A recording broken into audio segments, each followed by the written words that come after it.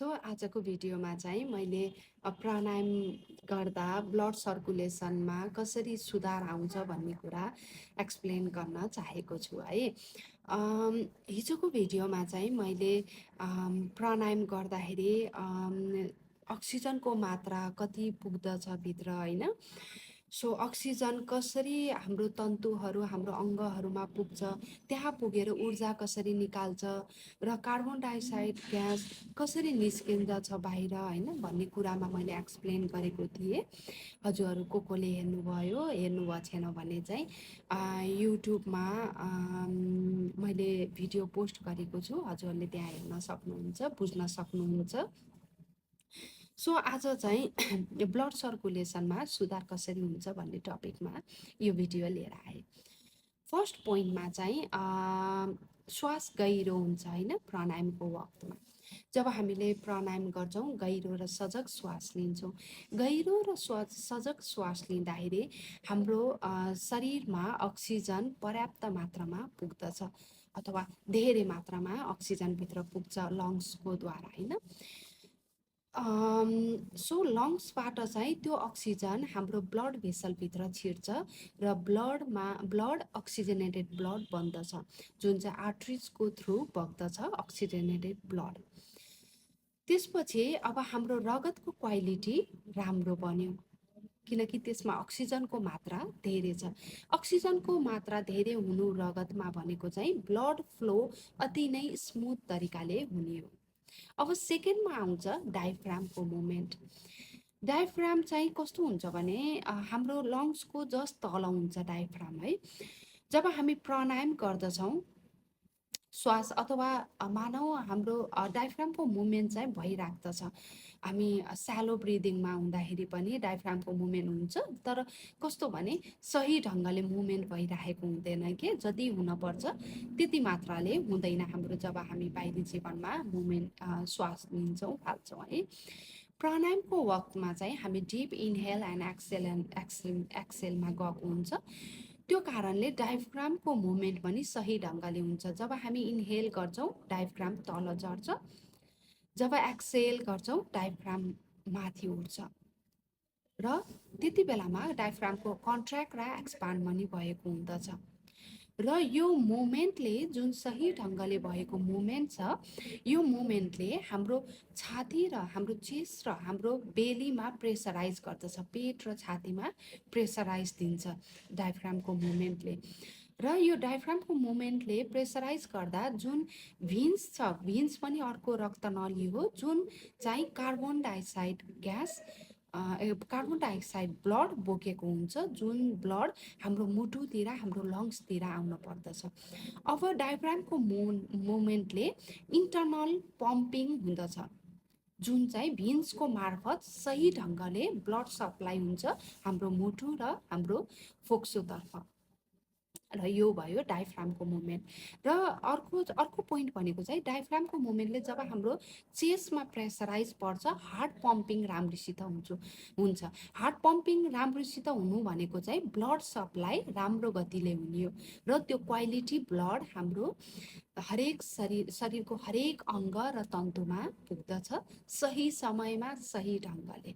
Okay, then अर्को आउँछ हाम्रो चाहिँ हार्टलाई सहयोग अथवा हार्ट एफिसियन्सी आउँछ है। जब प्राणायाम गर्छौँ नि हामीले कन्सियस रहँदछौँ हामी ब्रिदिङमा। प्राणायाम पनि सही ढङ्गले सही ब्रिदीले गर्नुपर्छ भन्नुको कारण यो हो। जब हामी सही ढङ्गले प्राणायाम गर्छौँ हाम्रो नर्भस सिस्टम काम स्टेजमा आउँछ। नर्भस सिस्टम काम स्टेजमा आउनु भनेको स्ट्रेस कम हो, मन शान्त रहनु हो। जब स्ट्रेस कम हुन्छ, मन शान्त रहँदछ, तब हाम्रो ब्लड भेसल पनि रिल्याक्स अवस्थामा आउँदछ, हार्ट पनि रिल्याक्स स्टेजमा आउँदछ र पम्पिङ पनि एकदम राम्रो तरिकाले पम्पिङ हुँदछ। हार्टलाई पनि यसरी काम गर्दछ है। अर्को आउँछ क्यापिलेरिज। क्यापिलेरिजमा चाहिँ के हुन्छ भने क्यापिलेरिज भनेको पनि एउटा रक्तनली नै हो, तर यो क्यापिलेरिज चाहिँ अलिकति अरू आर्टरिज र भिन्स भन्दा अलिकति सानो हुन्छ है क्यापिलेरिज चाहिँ। र क्यापिलेरिजको मुख्य काम के हो भने चाहिँ अक्सिजनेटेड ब्लड अथवा अक्सिजन र कार्बन डाइअक्साइड एक्सचेन्ज हुने ठाउँ हो क्यापिलेरिज भनेको, जहाँ यो दुईटा ग्यास एक्सचेन्ज हुँदछ है। सो जब हाम्रो ब्लड स्मुथ र फ्लो हुन्छ, एक्सचेन्ज पनि राम्रो गतिले हुँदछ। सो त्यसैले जब हामी डिप इनहेल र एक्सेलमा जान्छौँ नि, त्यति बेलामा सिर्फ हाम्रो लङ्समा मात्रै प्रभाव पारेको हुँदैन कि, त्यो अक्सिजनले जुन हामीले प्राप्त गरेको हुँदछौँ इनहेल गर्दाखेरि, त्यो अक्सिजन को कारणले ब्लडदेखि हरेक कोष हरेक अङ्गहरू सक्रिय बनाइराखेको हुन्छ कि। सो आज बुझ्नुभयो हजुरहरूले प्राणायाम कति इम्पोर्टेन्ट छ भनेर। मैले यो 3-4 पोइन्टहरू हजुरहरूसँग एक्सप्लेन गरेँ र अब चाहिँ हजुरहरूले बुझ्नुभयो होला प्राणायाम कति इम्पोर्टेन्ट छ हाम्रो लाइफमा भनेर। सिर्फ लङ्सलाई मात्रै राम्रो बनाउनलाई प्राणायाम होइन कि, हाम्रो हेडबाट हाम्रो पैतालाको औँलासम्म कति इफेक्टिभ हुँदछ प्राणायामले के।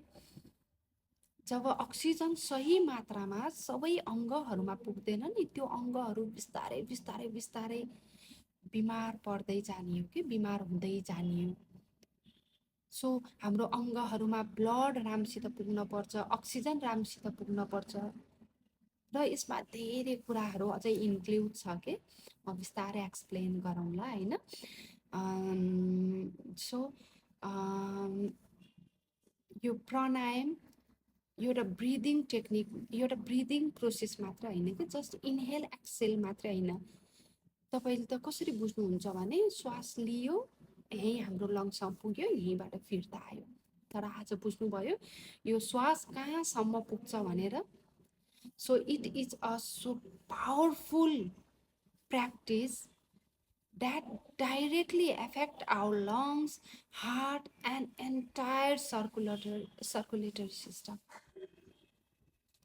So feel it, live it slowly, let it transform you from within.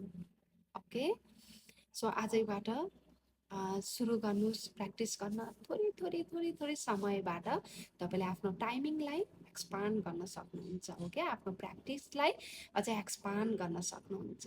Okay, thank you for watching the video and नबिर्सिनु है मेरो भिडियो लाइक, सेयर र सब्सक्राइब गर्न, जुन चाहिँ यो भिडियो धेरैभन्दा धेरै व्यक्तिसम्म पुगोस् भन्ने चाहन्छु म। ओके।